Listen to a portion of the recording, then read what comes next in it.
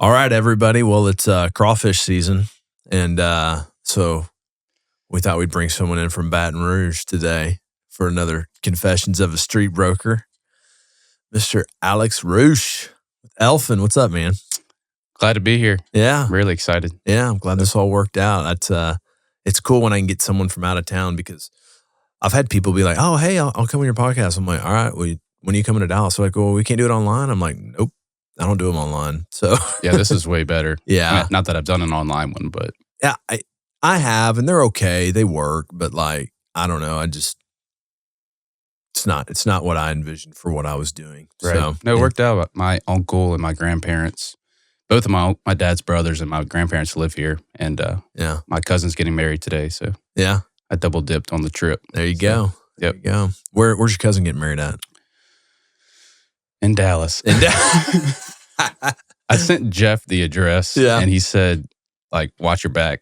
So we're taking like a car. It's a nice place, you know, but Yeah. we're not parking cars there. Yeah. So. How did we first get hooked up? Just through social media, I think. Or? Yeah, actually, you before I got into the industry, I listened to a couple of Chad Griffith's podcasts. Okay. And you were on one of those. Yeah. That's one of my favorites. Yeah. And I just cold called you or emailed you to see if you'd buy in Baton Rouge. Yeah. Which you won't. Yeah. But Jeff will. Yeah, Jeff will and has. But yeah, that was the main connection. Yeah. And then I don't want to get ahead of myself, but Yeah. I connected with Jeff because he owned a building, you know, in my submarket. Mm-hmm. And when he called me back, I thought he was you, and I was like, "Wait, do you have a podcast?" You know? So kind of a funny. Someone, there's a broker here in Dallas that asked me to go to lunch, and it just never happened.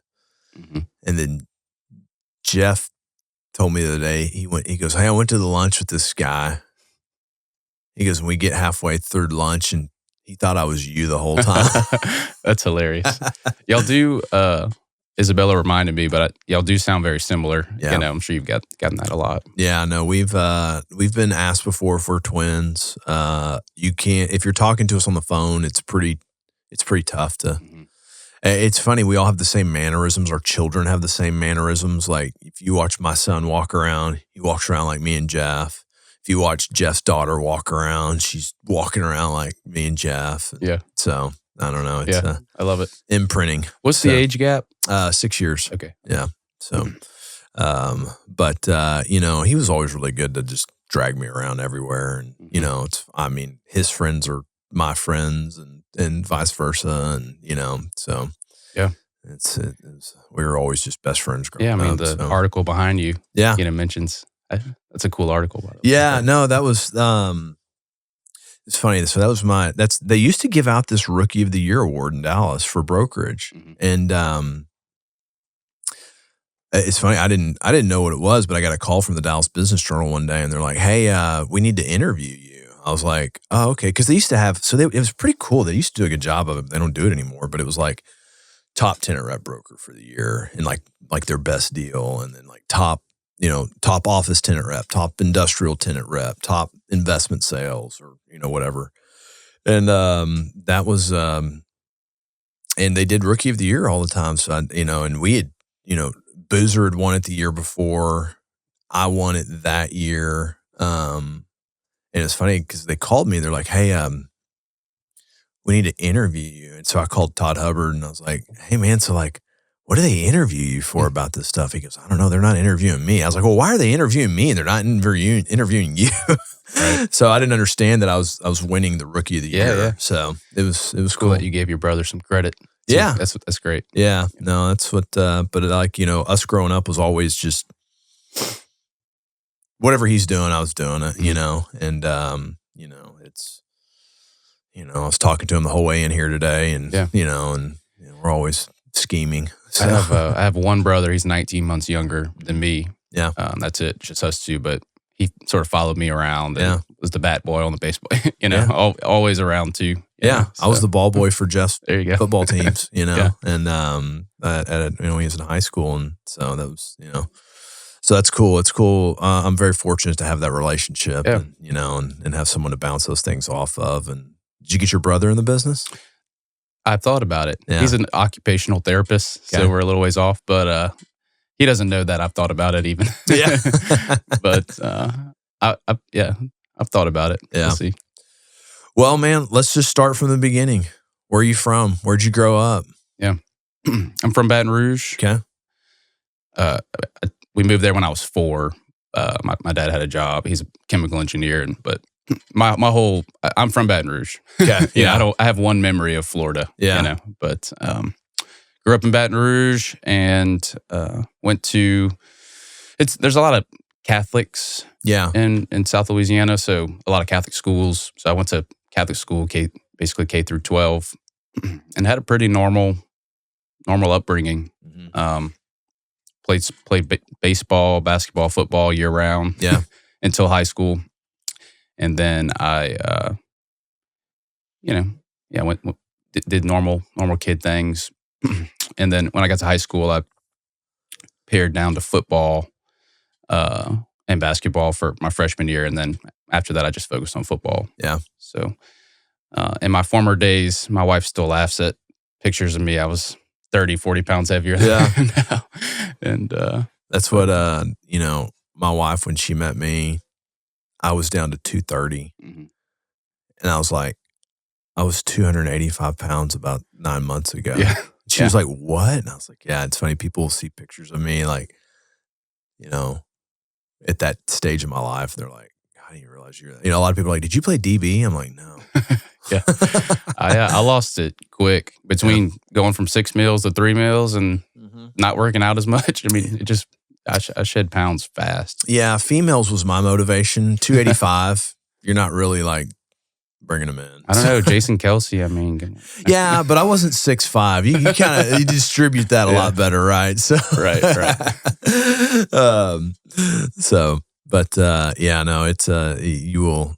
It's funny too because I still feel like I'm still fighting the eating habits of football. Yeah. Oh, my eyes are way bigger. Than, Yeah. It's tough, but coffee helps. Yeah. Every time I had this guy I worked with, and he's like, every time I think I'm hungry, I just have a cup of coffee, and then I'm not really hungry anymore. Seriously. So, I've noticed that though. Like in Louisiana, it's like everybody's like a Catholic high school. Yeah. It's it's I don't know the percentages, but if you're a betting man, you would bet that you went to school at a Catholic school. Yeah. If you're in Baton Rouge.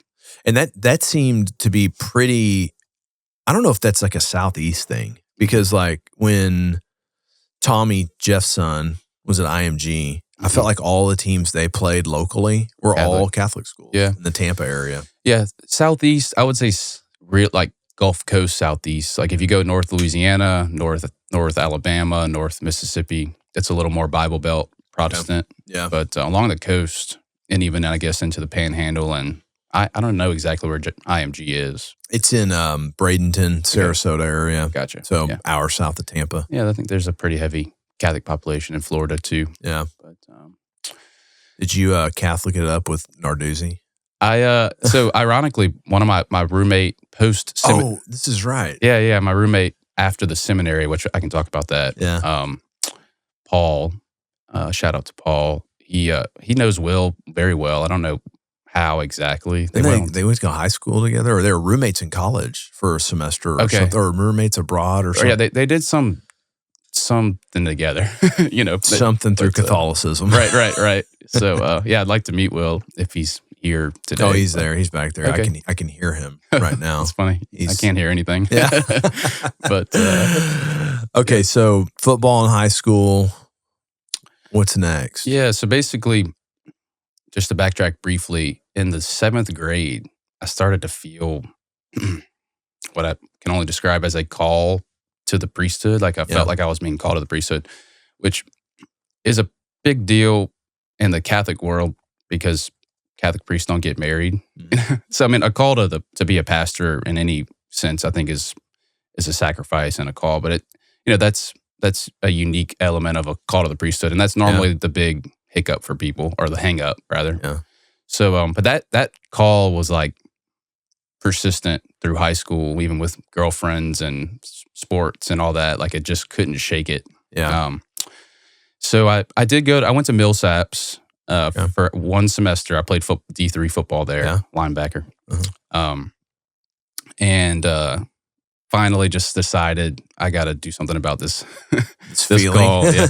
Which I didn't immediately enter the seminary, but I did take a gap year, and I went and lived up in Minnesota and did some domestic missionary work, Yeah. which I love my time in. And I was in the Twin Cities.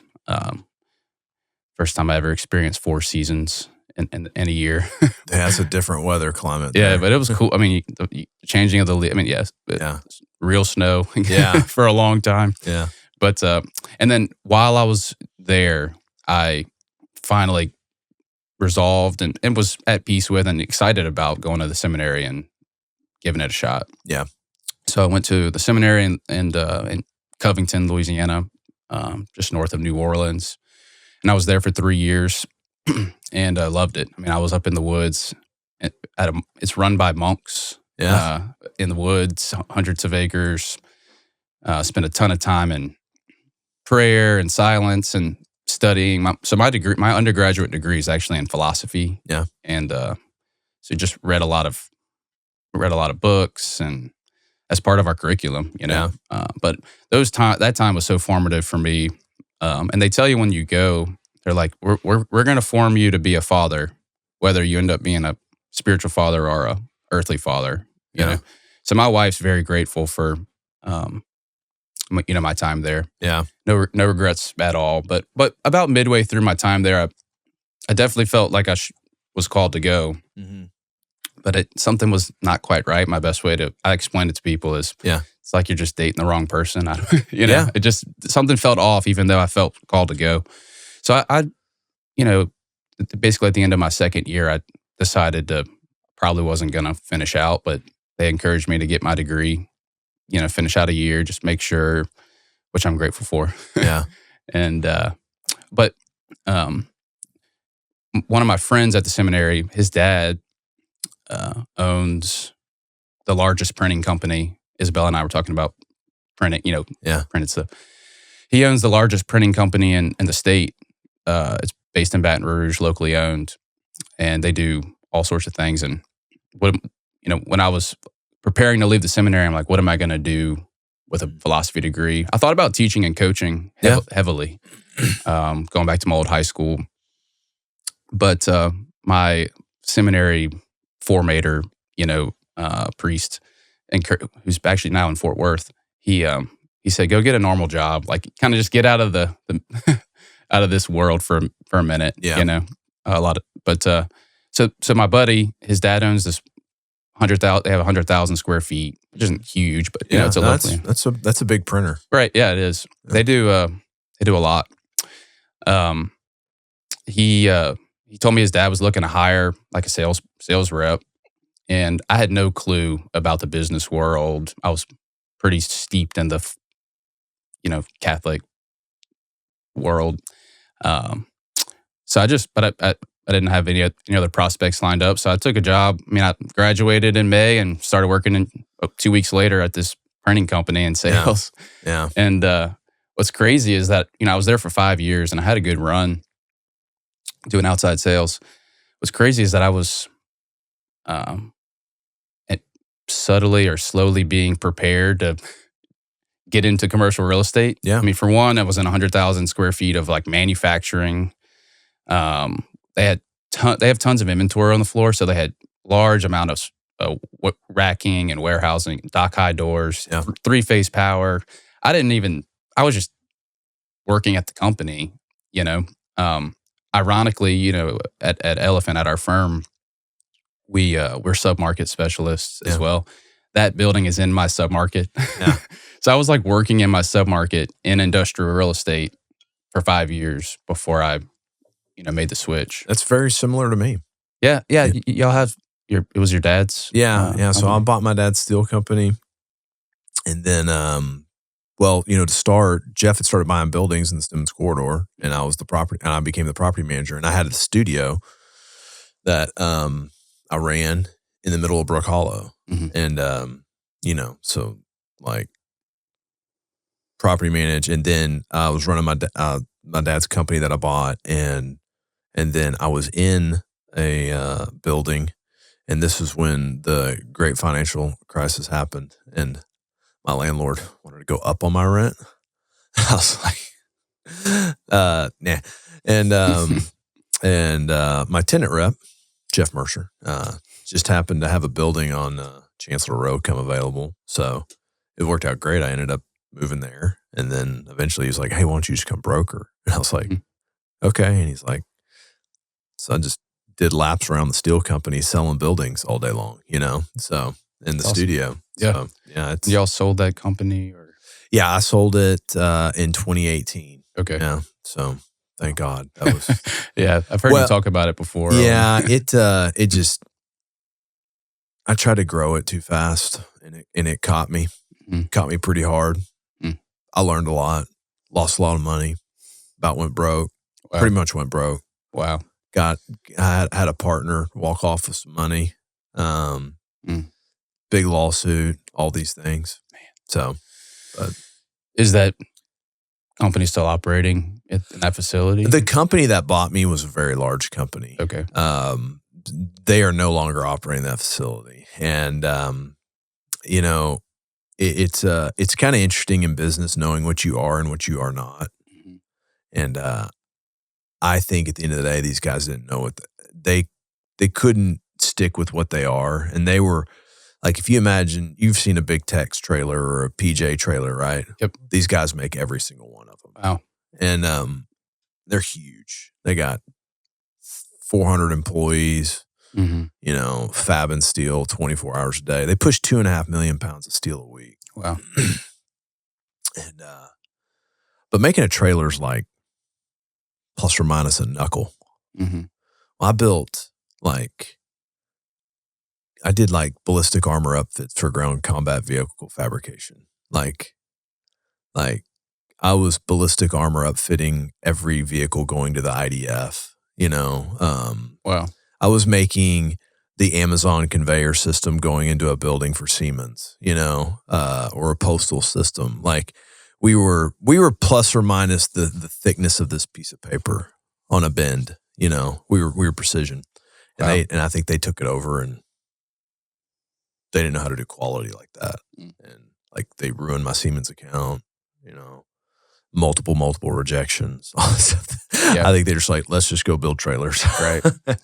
Part of my question too was in light of the onshoring movement. Yeah. If that facility was, part of the question I have, and this is an aside, obviously, but with this very recent, the tariffs and the vision is like, how much infrastructure do we have right now to start manufacturing right now? Yeah. Because the sooner we can start doing it right now, the better for, I think my take on this whole, everything that's happened in the last 2 days even is like long-term, short-term pain for long-term gain. That's the hope, I hope. Well, isn't it when someone comes in and takes over a troubled company, they strip it down to its most common denominator. And then, I was talking to someone about this yesterday. I was like, it's like when you go to the military, right? They're like, not that I haven't been in the military, but you hear like a drill sergeant tell someone, I'm going to break you down and then build you back up. Right. And I think that's what's happening. Yeah. I agree. Yeah. But it's interesting. I'm curious, if you go to the Rust Belt, like how many of those buildings can actually come back to life? Yeah. How far are they from being up to code? Because that would help. Well, they're probably one day away from being up to code because cities will probably just give them to you. Yeah, that's fair. To start it back up. Like, do you know, like the Rogue Corporation that got real big during CrossFit that built all the bars and all the kettlebells and all that stuff? You ever seen that brand, ROUGE, Rogue? I probably have, but I don't know. Anyways, they capitalized on the CrossFit wave and made all the equipment. And they got like a building in Ohio that's like 200,000 feet for free, pretty much. Wow. To go do it in. Yeah. So, well, I'm sure hoping that Yeah, we don't have to go build a bunch of buildings. That's my hope. I don't think that's going to be the case. I think there's going to be plenty of availability to backfill it. And if so, then we will just build buildings. It's not that big. Yeah, of it a won't deal. take that long, I guess. No, a year. No, it wouldn't be that bad. So, well, so you're unknowingly walking around your submarket, right? Yeah, yeah, and I was doing well there, but as the longer I was there, the more being a W-2 employee, just started to not jive with me. I didn't love the limited days off. Sorry. Yeah. I didn't. And my pay was, good, but I could see that I was starting to hit an upper limit. Yeah. And that it would take a lot of time and it just wouldn't be easy to make much more. Yeah. And I didn't like the long-term prospect of that time and money. So I actually have a couple of partners at Elephant are acquaintances of mine. One went to my high school. He's my brother's age, actually. Mm-hmm. And one is a kind of a friend, loosely speaking. And I heard in like 21 or 22 that they both like killed it. Yeah.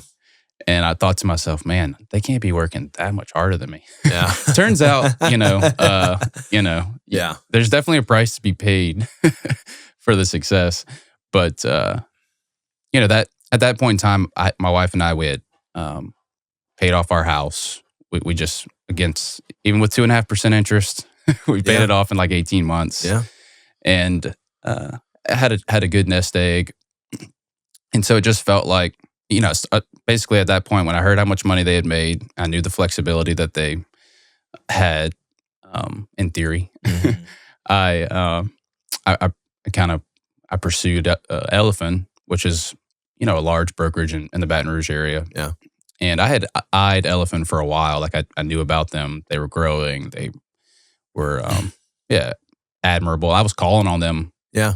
And ironically, I got their business. It took me a couple of years to get their signed business. Yeah. And like 2 weeks later, I joined. Yeah, it was hey, that's a good parting gift for your employer. Yeah, hey, I'm leaving, but I won the account I'm leaving to. I landed Smalls Sliders, if you're familiar with Smalls. No? Okay, they're based in Atlanta. They're a little chain. But they have some Texas. Anyways, I landed one other big account like right before I left. Yeah. But anyways, I started looking into it, and even though it's 100% commission, no base pay or whatever, the support that Elephant offered between the marketing, the support staff, the research team, I felt like if I just am a decent human with decent sales skills and a work ethic, like this is kind of a more guaranteed money than not. Yeah. It's not like I'm going out there just trying to figure it out. I mean, it's a well-oiled machine. And that's been the case. I mean, I joined Elephant in June of 2023. So not even 2 full years. Yeah. And it's been life-changing. Yeah. I'm loving it. That's awesome. How big is Baton Rouge? I saw a stat this week. Glad I saw it. Because otherwise I think the Baton Rouge area chamber or whatever said that the metro is 800,000. Okay. Like that. So not DFW, but which that's apparently a record. Yeah. So well, that's a good sized town. So how many square feet of industrial are in Baton Rouge? 40 million. Yeah. And my pitch about Baton Rouge just briefly is state capital, flagship university, and a massive petrochemical corridor. I mean, there are plants lining the Mississippi River everywhere you look. And none of those things, those are all sticky. State capital's not going anywhere, LSU's not going anywhere, and those plants aren't going anywhere. Yeah. At least anytime soon. No. So. Do you ever get to do business with any of those companies on the port side of stuff? Or not really. I mean, I've tried calling even the port of Baton Rouge. Yeah. And they were surprisingly not as broker friendly as I thought. I mean, I had a tough time getting to them. And those huge plant corporations, I hope to get there one day. I want to sell them 400 acres on the river. Yeah. Yeah. But yeah, that's not really my focus right now. And the time it would take to try to land Exxon, Yeah. I mean, they have a national broker anyways, I guess. Call JLL. Yeah. Right. JLL, insert person here. Right. Beep. So, But yeah, so and there are really three, well, you could somewhat argue four submarkets in the Baton Rouge MSA, industrial submarkets. And I have the oldest of the four. okay. It's called the South Choctaw Corridor. Okay. And it's one really long road with through streets on either side. And yeah, I'm loving it. It's most of the buildings were built in the 70s or 80s. New construction there is like that's new for me. Oh, really? I mean, everything I worked on was built in the 50s and 60s. There's some, but yeah, I think. Well, I say that a lot of these people don't know when the buildings were. Jeff at one time wanted to brand Mercer Company as we're really good at buildings built before 1960. Yeah, I love it. Yeah. What's crazy is that area has a bad reputation in town, but if you drive it, it's like major company after major company. It's like it's a major artery. Yeah. Tons of big names have their footprint there. Yeah. So I'm happy to have a honey hole. Yeah. So you won't have any, there's probably no national brokerage. The JLLs, the CBREs of the world, the Colliers of the world, they don't have an office there, right? No. There's a CBRE and a Colliers in New Orleans. Yeah. And the CBRE guy does some industrial stuff. But the CBRE guy. Yeah. There's not like a team there of people. Because New Orleans isn't a very big industrial market either. No, it's not. And I'd be lying if I told you what the square footage was. Yeah. But he's got, I think, one guy right now on this, it's him and one other guy. Mm-hmm. Great guys, Bryce and Jack. But yeah, there's most of the brokerages in Baton Rouge and in New Orleans and in Lafayette are locally owned. Yeah. So. Well, that gives you, they give you the opportunity. So what is the mix of users there? Is it, or I guess the mix of your business, is it buyer rep, tenant rep, or is it everything? Or like, but where are you weighted at? We primarily, as a firm, so we're submarket specialists, but we're not just industrial. Yeah. We have office. Yeah. You kind of have to. 40 million feet, especially with another guy in the office, is really not enough. Right.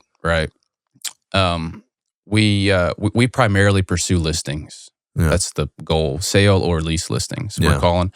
When I called Jeff Mercer, it's because he owned a building off of Choctaw, and I called him to first see if he wanted to sell his building. Yeah, yeah. But listings. Please don't say lease. Please don't say lease. It's ironic. I'm moving more and more towards. Yeah, golly, I've closed 20 deals this year so far. Oh my gosh! And a lot of those are leases. Yeah, but still. And a lot of them are,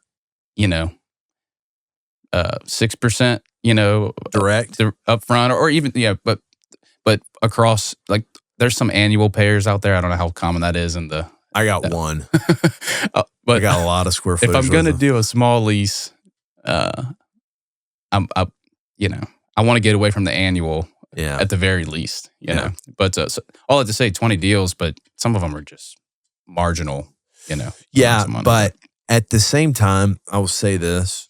I think a big thing for brokers is I see some brokers that been in the business 10 years and they don't do a deal for a month, sometimes two.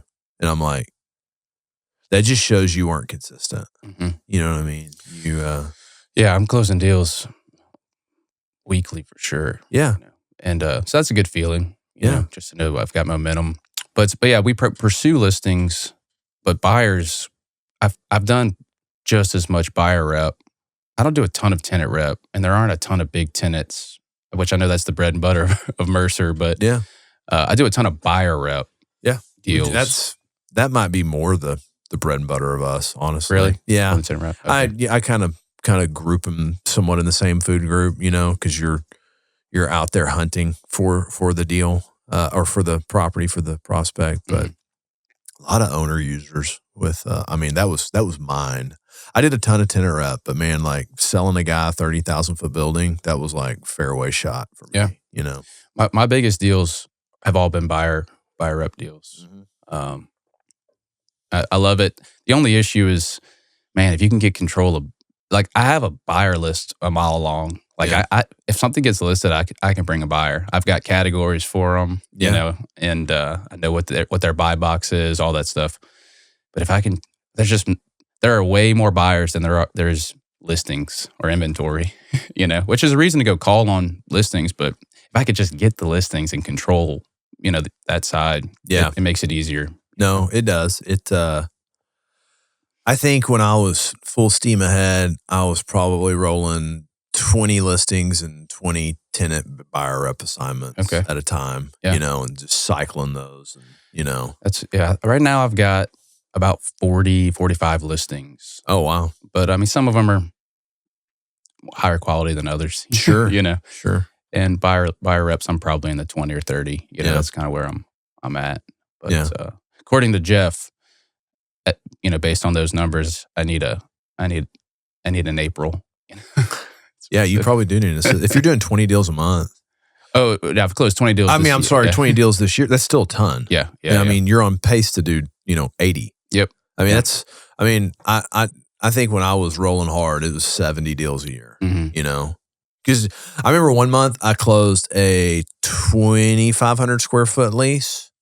I think on the same day, I got a 2,500 square foot lease executed and a 250,000 foot lease executed. Yeah. You know, that can be my day too. I mean, that's, you know, the biggest deal I've closed this year is an 80,000 foot investment sale. FedEx is the tenant. Oh, wow. The buyers are they were on Chad's podcast. Okay. And I called them. Oh, yeah. After they were on the podcast. That's awesome. There you go. So, TrueCore. Okay. I don't know if you've come. They're in Tulsa. They're based in Tulsa. Are those the CBRE guys out of Tulsa? No. They were with Stan Johnson Company, which sold to Northmark. But great guys. Cool. Yeah. Hunt and Zach. Jeff's spoken to them, but. What does a 80,000 foot FedEx in Baton Rouge trade for in a cap rate? 8. It's not bad, honestly. How many years on the lease? 4 left. Okay. So TrueCore is a value add buyer. Yeah. And kind of 5 years would be the max I think that they would want on a term. But the renewals at fair market value, the rates at least $1, like very conservatively. Yeah. $1 below. You know. And really the pitch, like there are so many big users in Baton Rouge, local users, who have like 15 buildings, you know, that are like 10,000 square feet each. So, you know, there's multiple ways out of that trap, you know, in 4 years, you know, renew them at fair market value or sell to a local user. Yeah. You know, they're out there for sure. Yeah. But so it's an 8 cap, but there's some upside too. Yeah. You know, just there's some mark to market. Yeah, right. Yeah, I hate to use the all the jargon, the bro terms. Yeah, but anyways, yeah. So thinking about, I'm reading a book about different team structures, and I'm curious because I think on your podcast, it's with someone you mentioned that you were always a lone wolf, or I was. I had a teammate for a while. I don't think I'm. When I am in full broker mode, I'm not a good teammate. Yeah. Give me the ball. Right. Give me the ball. Get out of my way. I think I tend that way. Yeah. But I don't want to be, you know, long term with like being able to go on vacation, you know, or just shut off so I can be more present to family or whatever.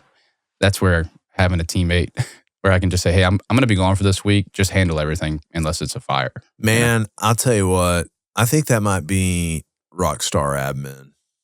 Yeah. Teammate. That's transaction coordinator. That's where I'm heavily leaning. Heavily. I mean, it's more about just finding the right. I've prayed for an April. I've said like, Lord, send me an April. Yeah.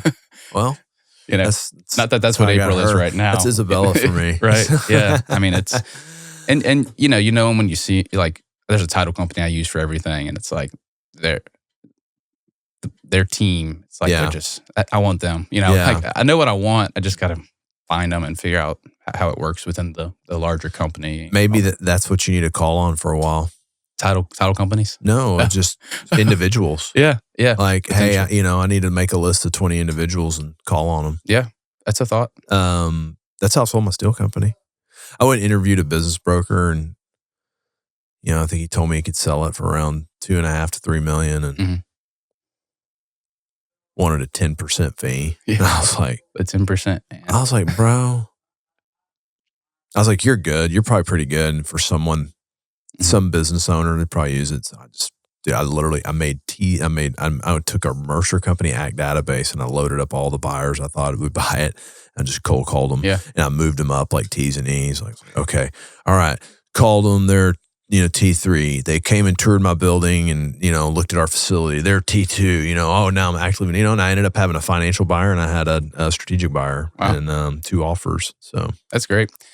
Yeah, it might put us out of business, but man, if I was trying to sell my building, or business, like I'm going to call the neighbors, dude, the number, the layup. I just closed on a building. So just a funny story, but a small building in one of the other submarkets. It was listed for lease. I had the buyer that a banker sent me, called the agent, and I said, hey, would they sell? And the agent said, yeah, it has to be for top dollar. And when he told me the number, I held my, The real estate beacon was like going off at full blast. Like, you're like, be quiet. Blood is in the water. Blood is in the water. Yeah. So I called the guy and said, hey, he'll sell. It has to be for top dollar. When I told him the number, he started laughing. We closed within 30 days and it appraised for, it was a 6,600 square foot building, but it appraised for $100,000 more than it, he bought it for. That's great. The neighbor is signing a 5-year lease. I typed it up last night. Yeah. 5-year lease, and was so mad that he didn't get it. He leased it for like 10 years and the landlord tried to go up wanted to go up on the rate. So they left and they would have bought the building in a heartbeat. They're trying to get the guy to sell it to them for a premium. I mean, like they'll pay, Oh, more. wait. So, but the tenant's already left, but they're coming back? Yeah. So they're going to lease the building, but the tenant that left is coming back to lease. So the building goes vacant and it's time to sell it. It was like 9 months. The next door neighbor buys it and the old tenant comes back to lease it. No. The next door neighbor didn't buy it. But the next door neighbor is the tenant. He was using it for overflow. Oh, so you sold it to someone else. Investor. Oh, okay. But the neighbor would have bought it in a heartbeat for more than totally. And he was there. He was already there. So we're getting a 5-year lease out of it at fair market value, And but I called that guy yesterday about the lease, the tenant, and he's like, I'm literally trying to find your client another building to 1031 into so that I can buy it from him.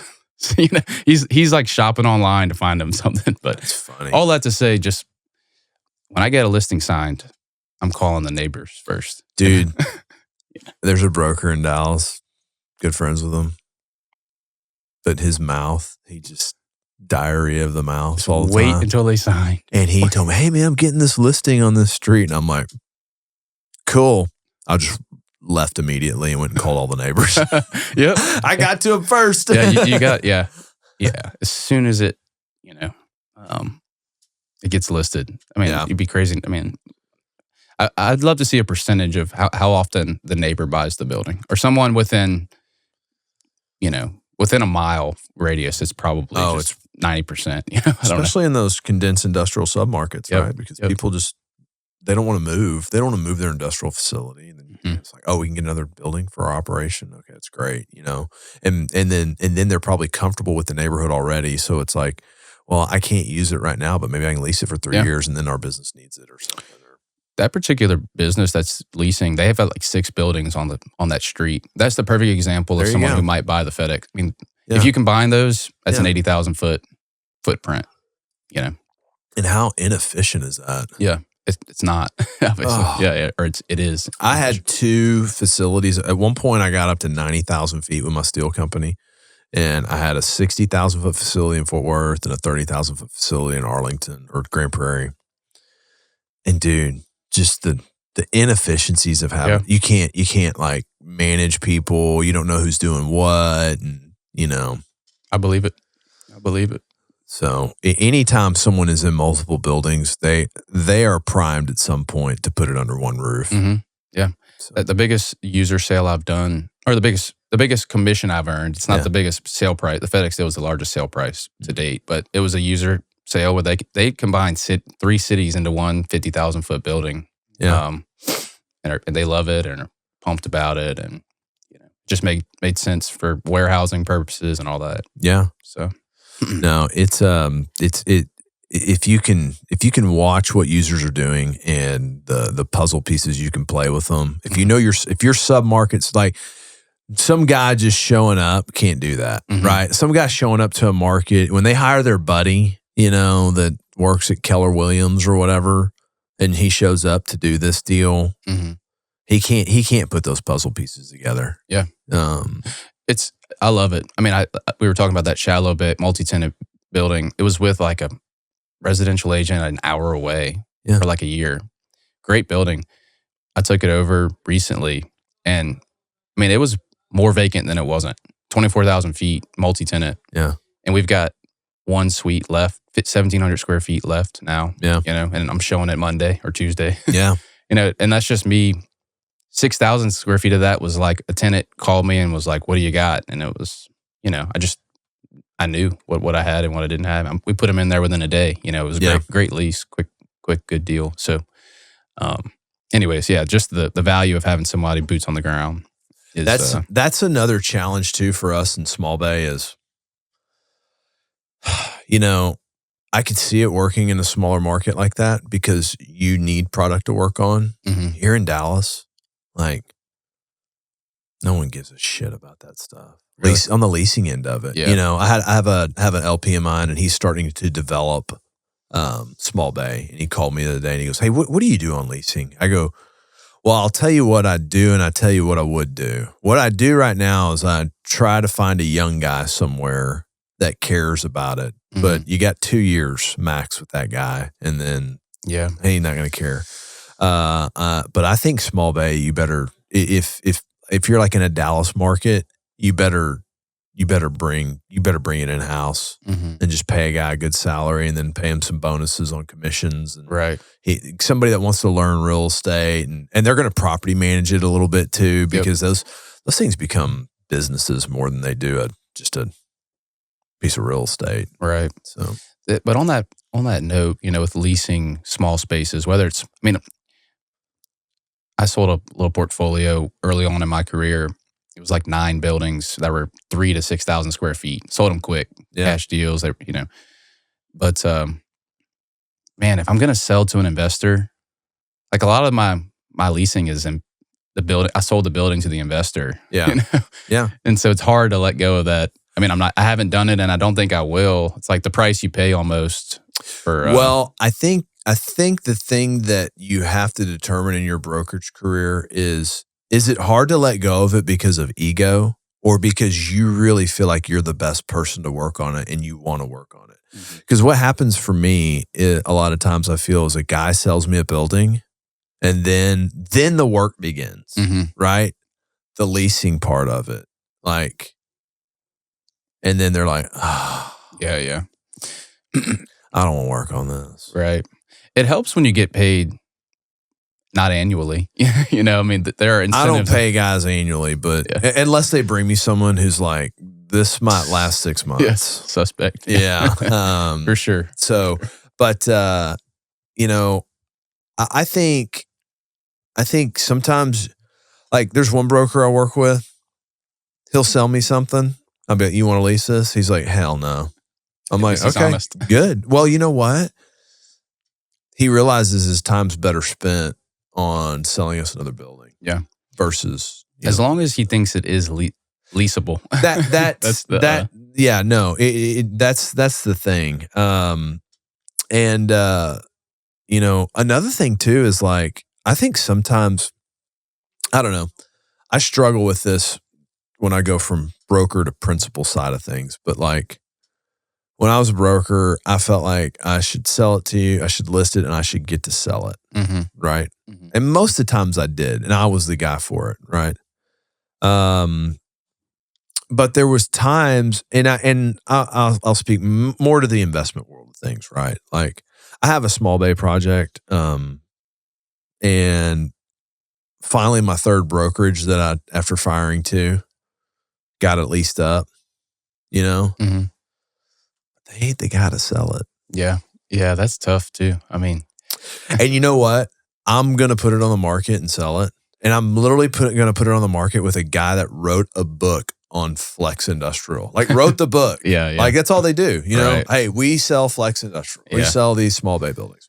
I mean, that's me leasing up the shallow bay 24,000 feet. I mean, part of it is the long-term gain. He's a buyer another way, you know, he's doing deals outside of that, Yeah. you know, but I know he wants to sell it within 3 years. Yeah. So, I mean, there's that angle. And I know he would, in this case, he would use, you know, I'd be the guy for it. Sure. But, well, you know. I'm going to bake in a fee for my listing broker that did the leasing. I think that's great. Yeah. I still think they'll be mad about it though. Yeah. But you're a pretty generous guy. I know. You know. I'll tell you a funny story about fees. Some guy from Stream in Denver calls us listen to us on a podcast. He calls Will. He's like, hey, I got this building in Oklahoma City. We're like, cool. We log everything that comes to us that, you know, is in a market we would buy. So we pull up the building address. We're like, oh, this other broker brought this to us in 6 months ago, and we offered on it with them. Mm-hmm. Well, the building had gone to market, and the broker that we offered with originally never brought it to us then. We just made an offer and like nothing happened. Yeah. And then it came on the market with some residential broker, and then this Stream guy brought us to it. Mm. So we make an offer. We're really close on the deal. We go up there to tour it. The Stream guys out of Denver sets up the tour with the residential broker in Oklahoma City. Oklahoma City guy pretty much tells Will, hey, I'll just pay that guy a referral. And Will's like, no, like he was just trying to pay him like 20% or something, mm-hmm. right? And keep the whole thing. So anyways, in the middle of all that, we call the guy that brought us the deal. Really? Yeah. And we said, listen, you brought this to us 6 months ago. Nothing happened. It came on the market. You didn't bring it up. Mm-hmm. We've got a point baked in. We're going to let this Stream guy run it on the front end because he brought it back up to us again. Mm-hmm. We're going to pay you a point and you're getting the leasing for it. He was so upset with us. Really? Oh, yeah. I mean, to me. Just wait. This gets better. We get the deal negotiated and the seller comes back and cuts all the broker's fees. Like cuts them in half to do the deal. And I was like, you know what? Will calls me and he goes, dude, I got this dude mad at me. And then the guy out of Denver wants the local guy that we're going to hire to lease it to pay him a 25% leasing referral commission. Yeah. So the guy, Will, calls me. He goes, man, this is what I'm dealing with. I got all these people that are so upset about what they're going to make on this deal between these two brokers, the listing broker and the seller. He goes, we don't have to do this, but all these people need this to happen. Yeah. I go, you're right. Just terminate it. Did you? Oh, yeah. And then everybody's like, what? What's wrong? I was like, y'all just got too greedy. Yeah. Like, just forget it. Right. And everybody was so butthurt over it. Did it, you actually, I mean, you didn't buy the deal? No, I didn't buy the deal. I was like, I don't give a shit. I see 100 million in deals a week. Yeah. I don't need this building. Right. I'll get another one next week. Yeah. I tell you, that brings up a point to me of the longer I'm in it, which isn't that long. Yeah. Just I like working with people that I like working with. Yeah. Like if I can just do deals with people that are easy. Yeah. You know? Or you understand them. Even you'll get guys. I've had guys that are really difficult, but I understand them. Yeah. And I'm like, okay, I can work through your BS. Yeah. You know? Yeah. That's fair. Yeah. And you know, there's other features that they have that you like. You know, but wow, that's crazy. Yeah. It was. I thought maybe that was. I mean, I knew it wasn't a bluff, but maybe that would, change their minds or. oh no, the seller will pay like he said he would, or whatever. But Yeah. good on you to. I mean, that's a lesson learned. Hey, don't be greedy. Don't be difficult. Yeah. Overly difficult or whatever. Yeah. So, Or like,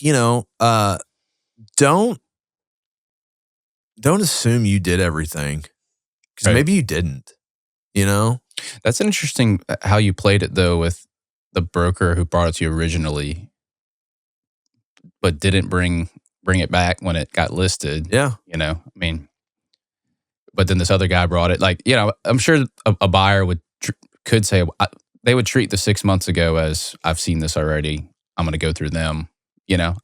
I know buyers that would do that for sure. I know a lot of buyers that wouldn't too, though. They'd be like, hey man, like the ship sailed. We tried with you and it didn't happen. Yeah, that's good to know that that's how you treat it. But I also think that the point to the original guy and the leasing was more than fair. Yeah, and then he was probably going to sell it. Yeah, right. Right. It's good on you for trying to loop everybody in. Yeah. So, I really cared about this guy's relationship too, and so I was like, hey man, I'm paying you on this, but it was funny when we were like, we're not doing it. He's like, what? Yeah. I was like, oh, you're not upset anymore? You were kind of upset. Yeah.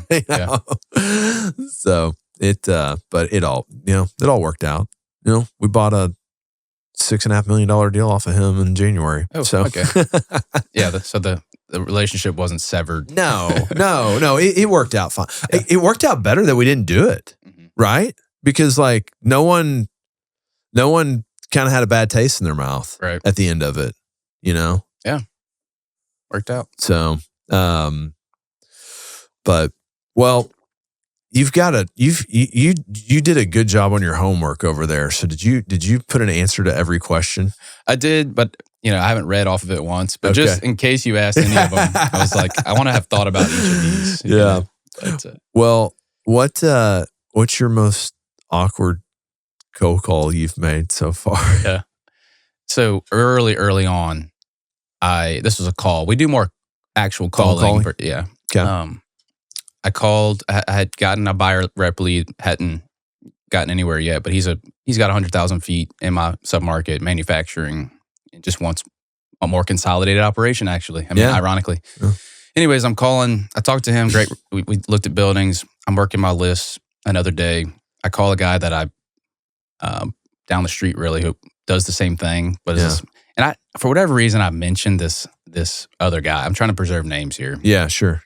And when I mentioned, maybe to build a little rapport, like, oh, I'm working with this guy, or, just to show like, yeah, I'm in the market. Yeah, you're working with relevant people. Right.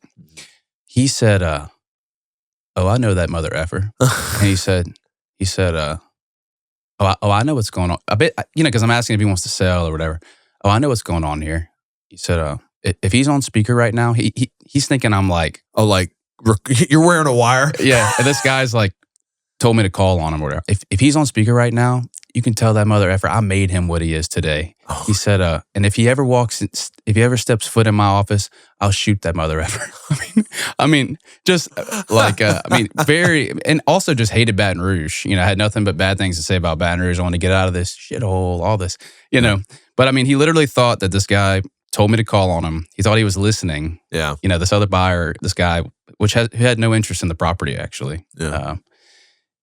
And then threatened to kill him if he ever walked. So I don't know what past they have. I have yet to call that guy back just because it's been over a year, He might have forgotten by now. But it wasn't on, that was very early on, Yeah. So it was just a unique, I've never had a call like that where it was like, I know what's going on here. Just the suspicion, and then the murderous hatred. I feel like a lot of the users feel like we're really trying to play some game with them a lot of the times. It's like, no, man, I'm just trying to make a fee. Yeah. Like, I'm just trying to make a deal. Yeah. And they're like, I know what you're doing. Yeah. You're like, what? Yeah, just a simple question. Yeah. Yeah. Anytime someone's being difficult with me, I'm like, at the end of the day, I'm just trying to earn a living. Yeah. My wife stays home full time, which I love, but like, I'm out here trying to, it's sales. We're in sales, which, anyways. No, so. I just always find it funny when you call the guy, and maybe he's just suspicious of everybody, but he's just suspicious of you and what your intents are, and you're like, what's funny to me is like it's like they feel like I'm trying to make them do something I've felt before, and I'm like, aren't you a grown ass man? Yeah, Like you should be more secure in your in your convictions, I guess. Or I had a client. I got him agreed to on a 100,000-foot deal. Waiting on the lease, they fired me. And he told me, because it cost them a lot of money because they would never agree to anything, and they got put into holdover, and then they got moved out of the building, and I found them this is in 2022, late 21, early 22. I got them a Class A 100,000-foot building that would do a 3-year lease, which is in Dallas. Like those were flying off the shelf, right. And I got him a 6-month, 70,000-foot lease, all this stuff. Anyways, he calls me and goes, "Hey, we're going to fire you." I was like, I was totally thrown off of it. I had to share my fee with CBRE on that deal. What did he say? Why? He said CBRE had a better LOI. I was like, well, that's weak. We're at the attorney stage. Yeah. Like, we're going to just negotiate these points in the lease. But it's funny. He goes, well, they wanted 70,000 foot in like Valwood for 2 years. Like, that's like the hottest industrial market in Dallas. Yeah. During the hottest industrial market of all time. Right. For someone to do a 2-year deal. Yeah. Get out of here. Right. Well, I found it. And they fired you. They go, the price is too high. So they didn't do it. So that's what led the domino effect of their space getting leased, them getting pushed out, them having to go do a 6-month lease on something. So they had to move twice in 6 months, which is, terrible. Right. And so he told me, he goes, and when he told me he didn't want to do it, he goes, it's too much. I go, listen, man, this is all we have in this option. He goes, well, we'll just ride it out and hold over. They ain't going to lease that space. I was like, okay, man, I'll do whatever you want to do. But like, this is the deal. I got you your deal. No, it's too expensive. Okay. So he told me, he goes, you should have forced me to do that deal. And he's Korean, so they're kind of prideful, I guess, or, they don't want to be insulted. I mean, no one wants to be insulted, right? But I go, excuse me? I go, ain't you a grown-ass man? He goes, what? I go, yeah, you're a grown-ass man making your business decisions. I don't make your business decisions. Yeah. You make them. Right. And you decided not to do that deal. What do you want me to do? I can't sign the lease.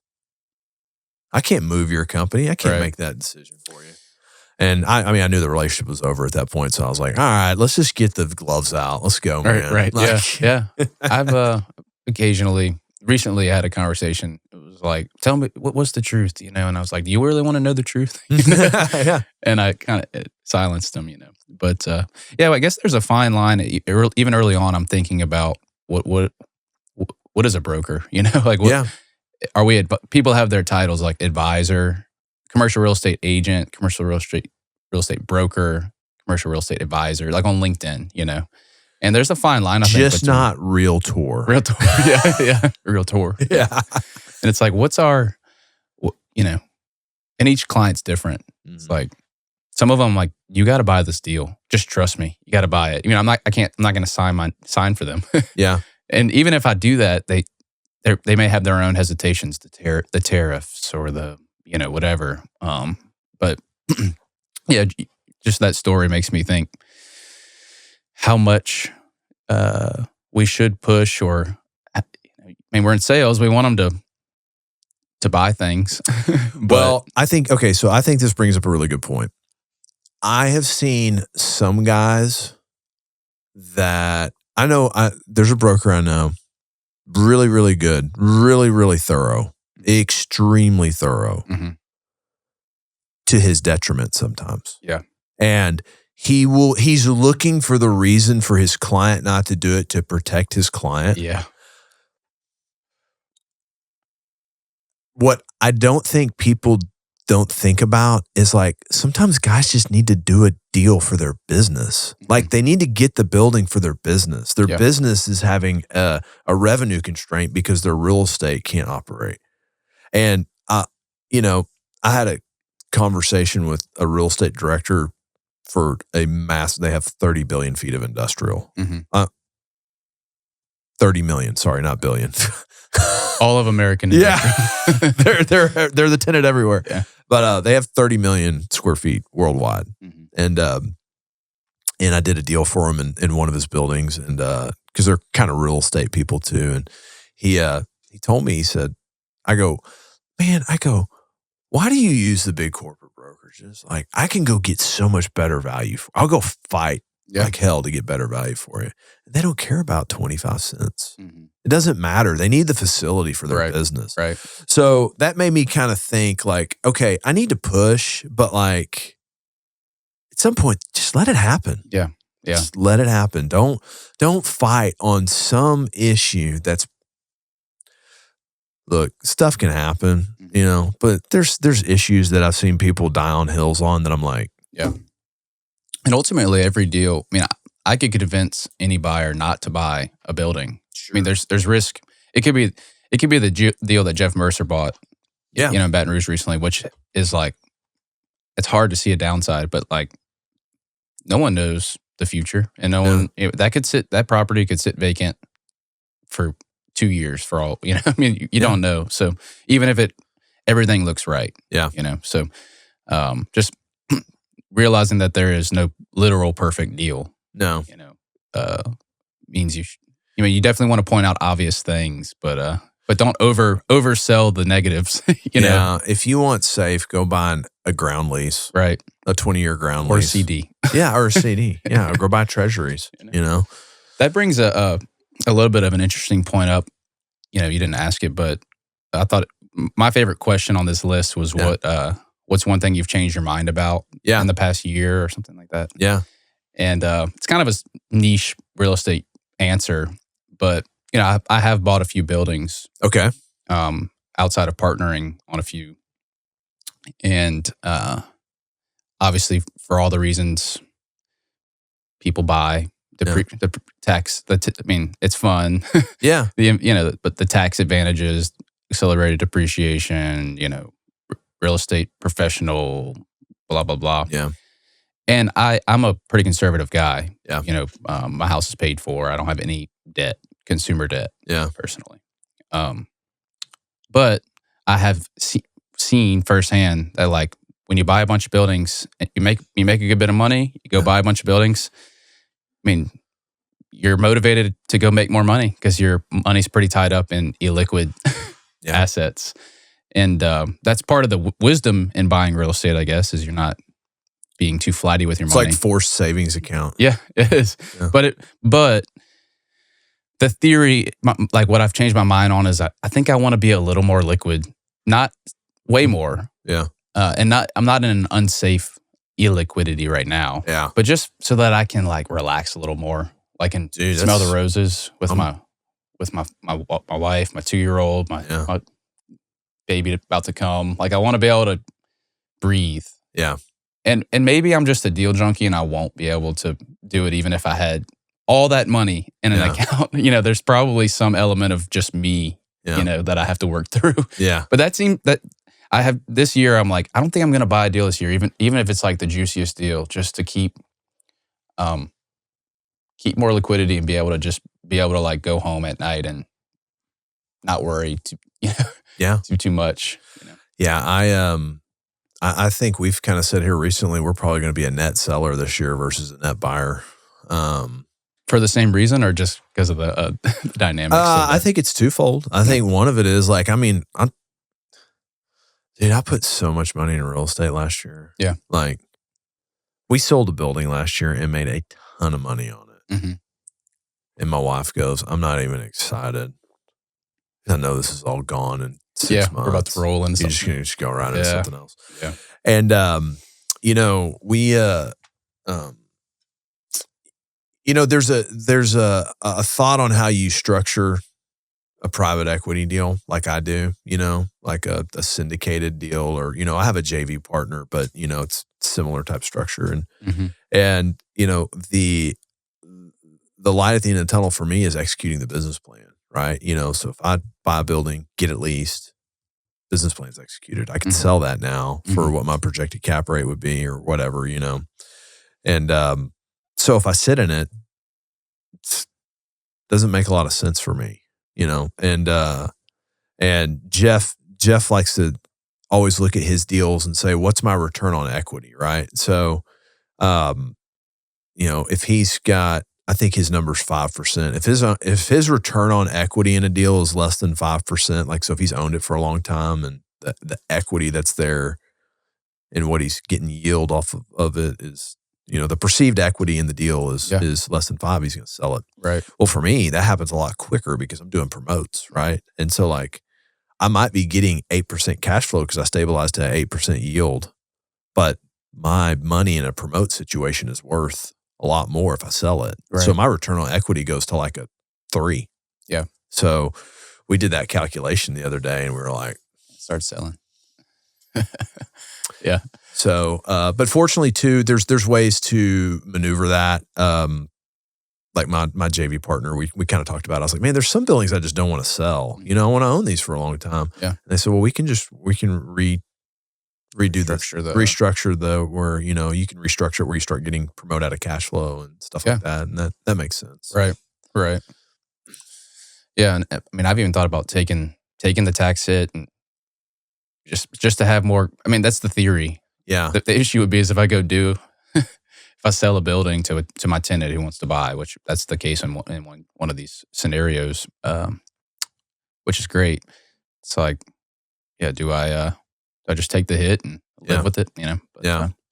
But I do that. I take the hit, and then I'm still just as desperate for the next deal, just because I'm hardwired. Yeah, yeah. So and that's it might be a little bit of that. Yeah. As a former athlete, which I think maps on extremely well to our industry or any sales job. Yeah. And just my own internal drive. Yeah. So what's your most unique deal you've pulled off? Yeah, it's a sort of a convoluted answer, but that portfolio, 9 building, one ownership, 5 cousins who don't like each other, which was very interesting. But I moved them quick.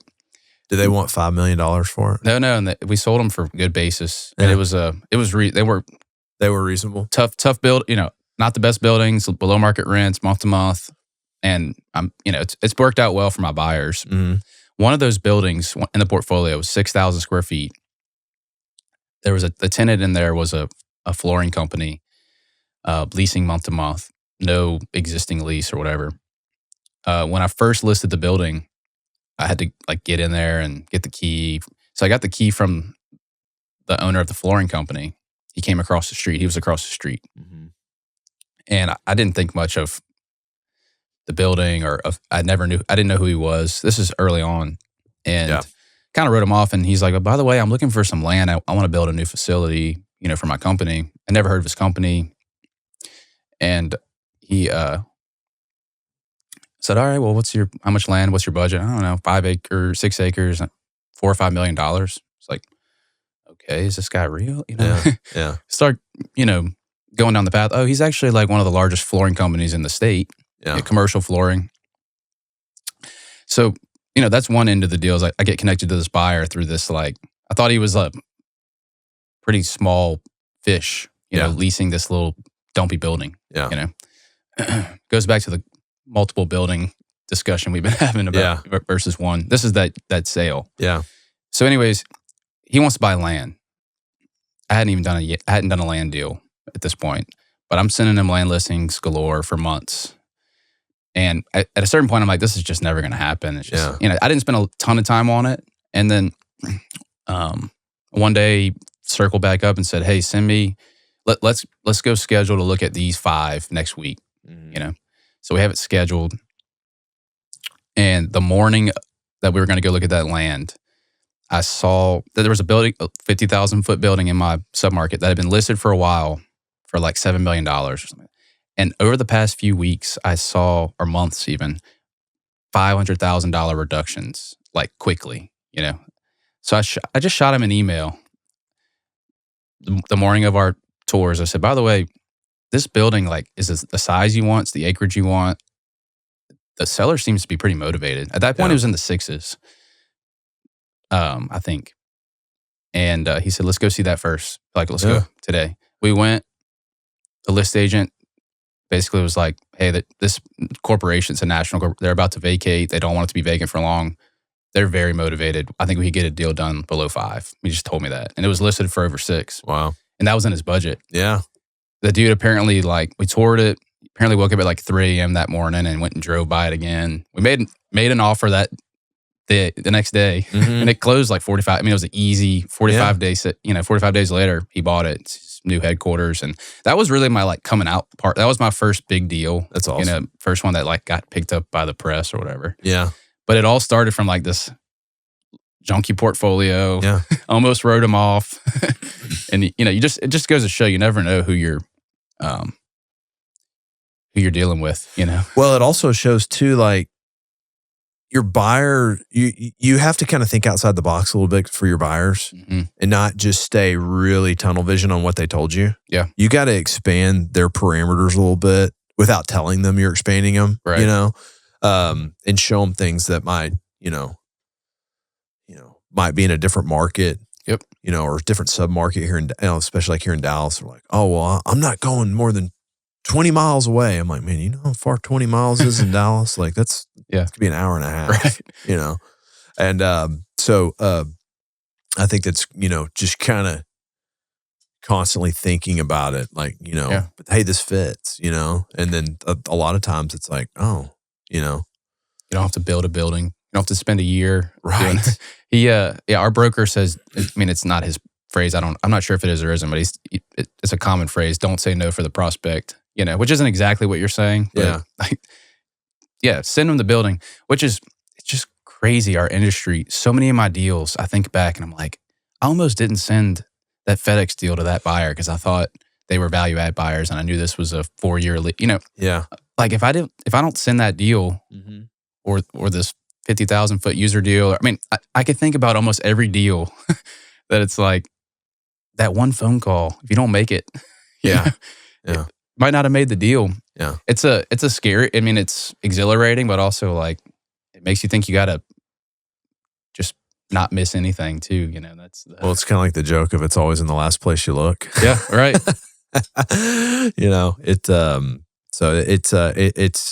It's cool when you're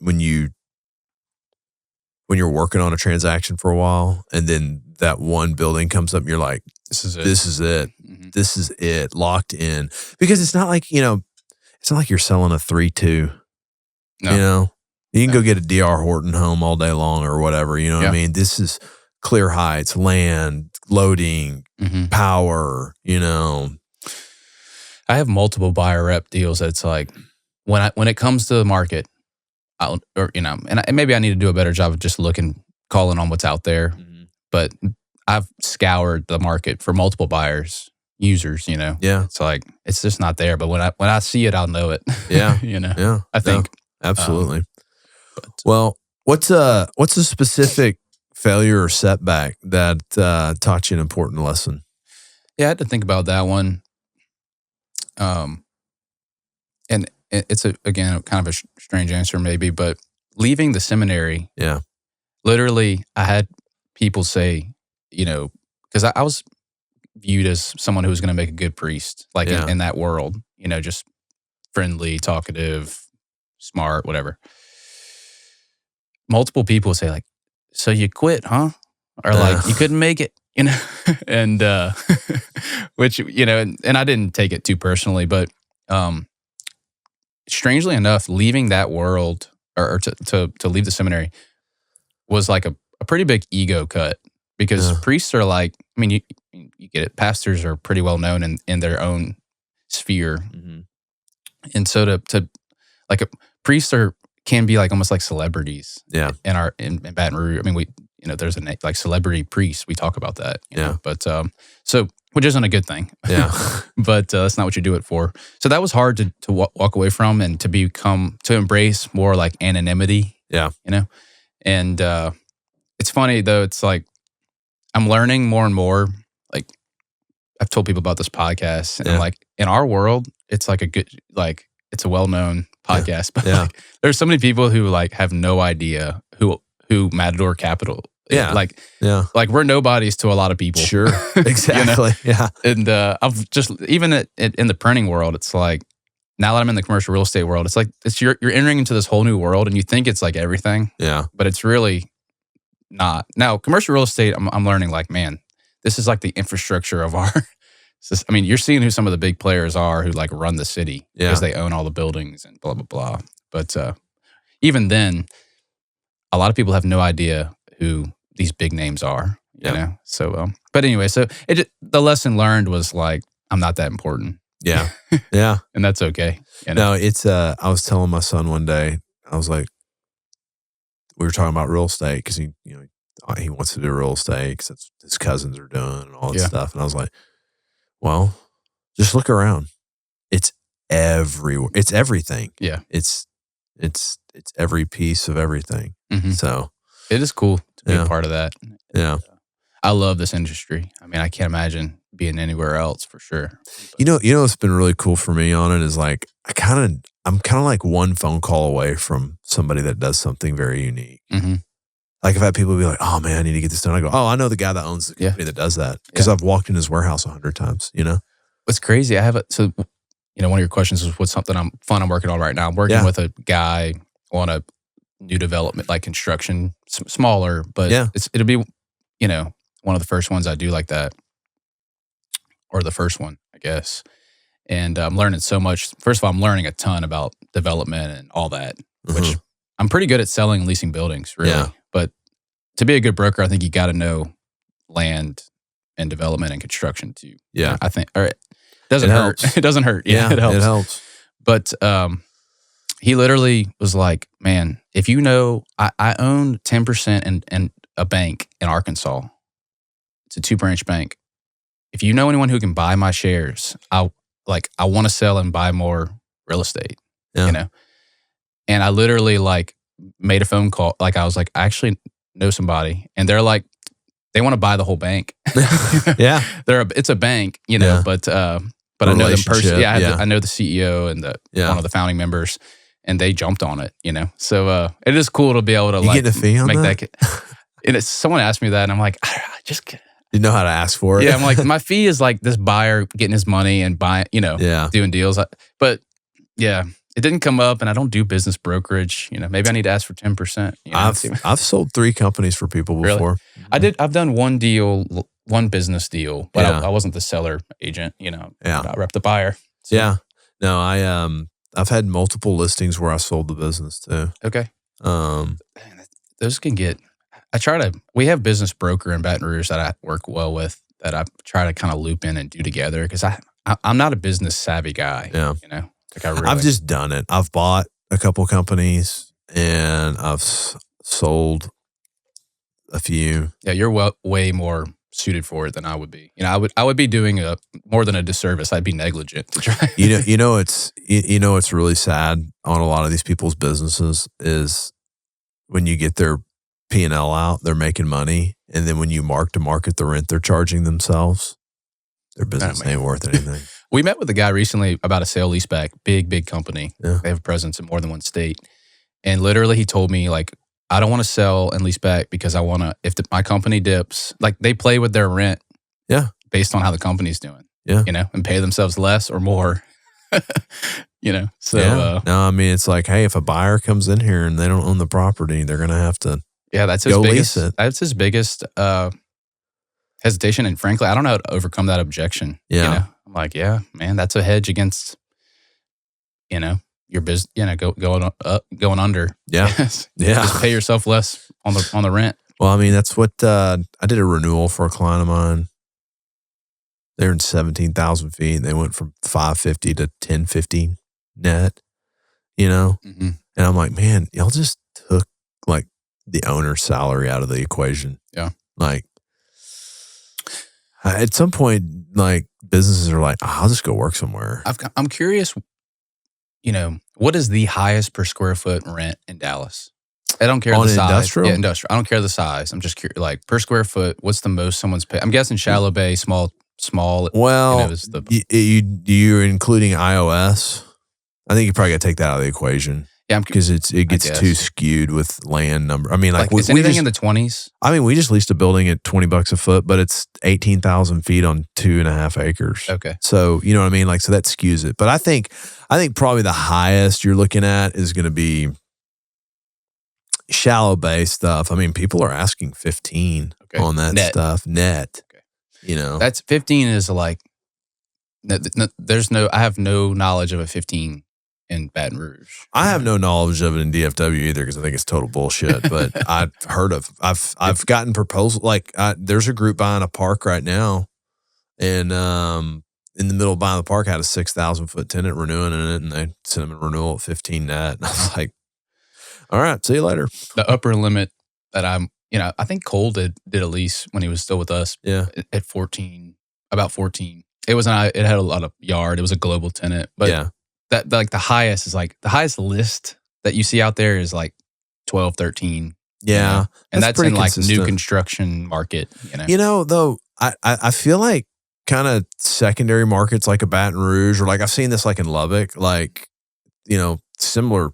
They got like 35 million feet of industrial there. So it's probably similar. Like, I mean, like the rental rates kind of hold a little more just because it's all that's out there. South Choctaw is average 5 to 6 net. Yeah. I mean, but that's what Brook Hollow should be right now. Everybody's trying to get 850, but no one's leasing their building. Really? Yeah. Yeah, I'm in the 5 to 6. 8's the highest, and 3 is the. I mean, there's a range, but not. I mean, 8's like record setting on Choctaw. Yeah. So now, is that, and that's more like a 20,000 foot building? It varies. Yeah. I mean, I had one 3,000 feet with yard, fully concrete yard, and then one was like 15,000 feet with docks. Yeah. Those are both 8. Yeah. Triple net. But I mean, I feel good about 5 and 6. Like that's for just your, anywhere from 3 to 15,000 feet. Yeah. You're safe there. So. No, it's it's interesting. We were looking at a deal in Austin, and we were having to compete with new construction on it, and with all the oversupply, it's like they're dropping their rates, and it's like 9 when we were going to be looking at like 12s, on a 150,000 foot, So I don't know. There's a lot of dynamics come into it, At the end of the day, it's what someone will pay you for it. Yeah. Yeah. It's, man, yeah, there's even within any submarket, there's such variation. Yeah. A few buildings down, so. Yeah. It depends on the need of the tenant, if they need to have something right now or whatever. I mean, all that factors in. Yeah. So. Yeah. No, well, what's something that no one knows about you? Yeah. I think, there are a few people who would know. Well, so I came up with 2 things. One that's more of a joke, but so I played football. I'm good at basketball. I play pickup. But my best sport and my favorite sport is a sport that my wife doesn't even consider to be a sport. It's ping pong. She literally thinks it's just like a kid, because it's like you have tennis and you have it's like kids tennis, Yeah. Like it's an Olympic sport, But well, you're getting closer. You're getting closer. We're down to pickleball now. Yeah, the next step is ping pong. Yeah. Seriously, pickleball's all the rage, obviously, everywhere. But so love ping pong. Yeah, I played for hours and hours as a kid. You're just like Forrest Gump there. Yeah, I feel pretty confident against anybody. Like I feel like I'm pretty darn good at ping pong. But and then the other one was while I was in the seminary, I almost became a monk. Really? I went and visited this monastery in Wyoming. Yeah. And thought I was going to get joined. And it's like you stay there, you get to come. I think you get visitors once, your family can see you once a year. I mean, it's like a really intense thing. Yeah. I went there because I'm a pretty contemplative guy. Like the ideal me would like just be in the woods, reading Yeah. a book or praying or whatever. But Yeah. they were actually the ones when I got there, they were like, yeah, I think this was 2 years in, and they were almost like prophetic. I don't know. They were like, have you ever thought about just getting married? Like they sort of planted the seed of like, Yeah. you might just need to go home and like be married, And that was like, that was the beginning, I think, of the end. Yeah. of that my was, time. That was the ripple. Which is crazy because I went up there thinking I was going to join, and they were like, within like a day, they were like, yeah, you probably just need to go home. Yeah. So, but anyways, I could have been a cloister monk, which is like the total opposite of. Yeah, you had no intentions of getting married at that point. Yeah, I was prepared not to be married, and I was okay with it, Yeah. But, it's crazy. Golly. And I mean, when you're a monk, that's like, you're in for life, right? I mean, you take a perpetual vow, and but they were very intense. I mean, they're like fasting all the time and prayer. I mean, they're an intense monastery for sure, but military like. Yeah. That's joining a clan for sure. Yeah. It's like your family. It becomes your family. Yeah. But well, you went from that to becoming a complete real estate addict. Yeah, and I talked to Jeff recently about, he basically accused me of being an addict. Yeah. It's like, do you ever turn it off? And I was like, don't tell my wife that, and she's gonna hear it now. But Sure. I said, but I was like, were you an addict at one point? Or would you consider yourself an addict or whatever? And he said, I'm recovering. I'm in recovery. I thought that was funny. He still is. Yeah. But he's, I mean, when I'm Jeff's age, I want to be a little more chill. Yeah. And it seems like he's, he's not being rushed. There's no urgency. Yeah. To like broker. Yeah. I mean, he doesn't really broker at all. No, but not much. But he's not to be rushed, and that's I want to be at least there. Yeah. Well, it's funny when I feel like I'm getting there, because when guys rush me now, I'm like, I don't care. It's funny. Cole's real pushy, Yeah. He likes to kind of like push us sometimes. And I'm like, that don't work on me, dog. Yeah. and that's it's good to know, generally people like my aggressiveness or my follow up, but I know it turns off some people, and part of that's on me to read the room and know who I'm dealing with. Jeff, I was sending Jeff a lot of deals, and at one point he sent me an email. It was like, hey man, you're doing so well. Like, it was like affirming, but it was like, but I'm limiting you to 1 email a day. He was like, consolidate your emails. Yeah. Like send me 1 message a day. Yeah. So it's like, I'll be honest with you. I think for the first quarter, I quit reading my email. Yeah. There's so many of them. Yeah. And between guys like he and I, it's like, we're copied on every email to every bank. Yeah. Because we have to be. Do you know how many banks we have? On the deal he closed, he was like, basically, it was with the title company. Yeah. They were coordinating everything, and he was like, can you take me out of the, like April was on it, and he was like, please remove me from this thread or whatever. Yeah. It's like the other day I got an invoice for a leasing commission that we owe somebody, and I'm just like, why? Yeah. Why are people sending this to me? Yeah. Like, we have a department for that. Right. Yeah. It's a good, I mean, I appreciate being challenged, Jeff. Yeah. It's like, I need to be, not assume everybody wants me to send them everything at all times. Yeah. Yeah. Well, I think guys like that just need, I mean, like us too. It's like when we had a guy, he would send us a deal. It was just like, it was more like, just let me get it to you first. Mm-hmm. No thoughts. Mm-hmm. Didn't know the pricing. It was just all this. Yeah. And I'm not saying that's what you're doing, no. Like, it's something that I've thought about though. It's like, it can ruin your, the further you get in, you don't want to ruin your reputation by just sending every deal, trying to be the first to, when I first started, I was desperate. I'm like, sure. I got to close deals, but now as I learn people's buy box, their temperament, and as I'm trying to value my time. I'm like, what's the chance that Jeremy's going to buy this deal? Yeah. Very slim, Yeah. So yeah. It's not worth I think I sent y'all one thing in the last few months. And I feel like you've always sent good stuff, but I think I just told you, I was like, man, my capital won't go there. Yeah. So like, it's Just need Jeff to talk to your capital. Yeah. You know? It's like, I bought in Baton Rouge. Yeah. Can have, There's basis buys out there for sure. Oh, you I'm know? sure there is. It's just a matter of doing it, you know? And, but I just don't have the reps doing it. So it'd be like, Jeff wants to buy a big building. Okay, well, I'll go raise some money for it. But it helps to have someone that has experience in the market. Did he tell you about the first of the 2 that he bought? No. Did he give you the details? It was like, just real quick. I know we're probably going to wrap up, but listed at like $20 a foot. Nice building. Yeah. Sells vacant for $50. It had 2 years left on the lease. They're paying less than $2 net, like $1.36 net. Yeah. 2 years left, no renewal options. But they were selling it on a cap rate basis at like a 6 cap, you know? But $22 a foot. Yeah. $1.30 net. I mean, a market for that is like conservatively. I mean, like $450 a foot. Conservatively. Yeah, that's a pretty good deal. It appraised, the appraiser, it appraised for more than double what he bought. I believe it.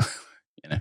Yeah. And it was a decent sized building. So we'll see, you know, we'll see what happens in 2 years. Because the market is very far away from, but the tenant invested heavily in it. It's very nice. Jeff, when he walked out of the building, when he came down to look at it, obviously owns a lot of buildings. He said, I have a new name for deals like this. No effing brainer. For him to say that about a deal, to me, I'm like, and in April called me and was like, he's super pumped about this deal. Yeah. It was, you know, it was kind of cool because I almost didn't send it to him. Yeah. It's one of those things. It was like, because it's a 6 cap, you know. Yeah. The way he saw it was like, well, and he read it right, you know. Yeah. But super functional building. No yard, but like an airplane hangar door. You know, the roll-up door was literally like an airplane hangar. That's cool. Yeah, just functional, but yeah. No, that's well, you know, I know you just kind of know when you walk in a building sometimes. Like I'll walk into deals, like we offered on a deal, we got it agreed to. We weren't allowed to tour it yet. And when I toured it the other day, and I just walked out and I went, nah. Really? Nope. Yeah. Nope. Yeah. Nope. Mm-hmm. Mm-hmm. So, but then I've walked into some and I've been like, this is it. Where do I sign? Yeah. When do we close? Yeah. I don't care what's wrong with it. It's probably fine. I love it. Yeah. And you developed that eye. Yeah. So. Well, man, I'm glad we got to link up and do this. Yeah. Glad you had a trip to Dallas. This was so cool. Yeah. And I you know, obviously I've gotten to know Jeff well and somewhat you, but y'all are great guys. So it's cool to have connections here in Dallas. Yeah. Another reason to come up. Yeah. So. There you go. Yep. So thanks again. Well, man, Alex Ruch, everybody. Call him Baton Rouge. Baton Rouge. There you go. All right, man. Thank you. Yep.